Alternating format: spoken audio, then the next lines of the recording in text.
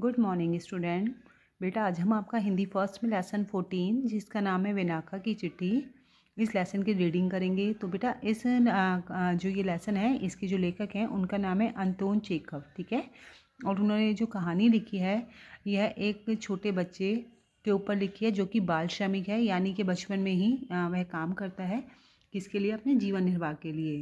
वह बताते हैं कि यह जो कहानी है वह एक बाल श्रमिक के जीवन पर आधारित है और जिसकी उम्र 9 वर्ष की है तथा वह अपनों से दूर रहकर मालिक की यातनाएं सहता है और वह अपने दादाजी को पत्र लिखकर अपनी इच्छा व्यक्त करता है कि वह भी अन्य बालकों की तरह सामान्य जीवन यापन मीन्स बिताना, सामान्य जीवन यापन करना चाहता है, ठीक है।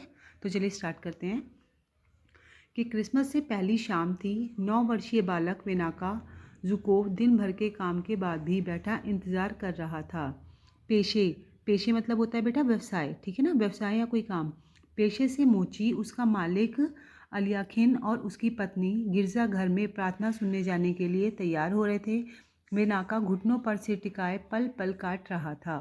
मालिक के जाते ही उसने अलमारी से स्याही की दवात यानी इंक पॉट घिसी, निब वाला होल्डर निकाला, ठीक है ना, जिसमें होल्डर का मतलब क्या होता है कि लकड़ी की कलम होती थी पहले टाइम में। अब तो हमारे पास पेन पेंसिल्स होती है ना, पहले लोग क्या करते थे, पहले एक लकड़ी जो होती थी उसको आगे से घिसकर पेंसिल के रूप में यूज़ करते थे, ठीक है। होल्डर निकाला और कागज़ को ज़मीन पर फैलाकर लिखने बैठ गया। पहला अक्षर लिखने से पहले ही उसने चोरों की तरह दरवाजे और खिड़की की ओर विस्फारित नयनों को ताका, ठीक है। विस्फारित का मतलब होता है कि डर से, यानी उसे डर था कि जो उसका मालिक है वो कहीं ना आ जाए, ठीक है। उसे आभास हो रहा था कि कोई उसे देख रहा है। आभास का मतलब क्या होता है, महसूस होना, यानी जब आप डरे हुए होते हो किसी चीज़ को लेकर तो क्या होता है, आपको हमेशा ये लगता रहता है कि कोई ना कोई है, जिस चीज़ से आप डर रहे हो वो आपके आसपास ही है, ठीक है ना। आगे है कोई नहीं है, उसने मन ही मन सोचा और लंबी सांस लेकर लिखने बैठ गया।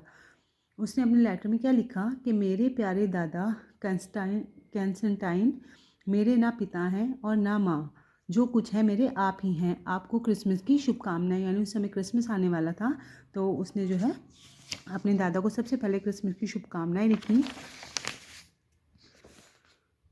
आगे है विनाका की आंखों के आगे अपने दादा कैंस्टाइन का चित्र स्पष्ट हो आया।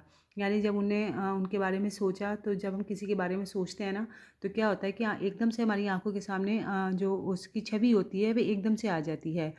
तो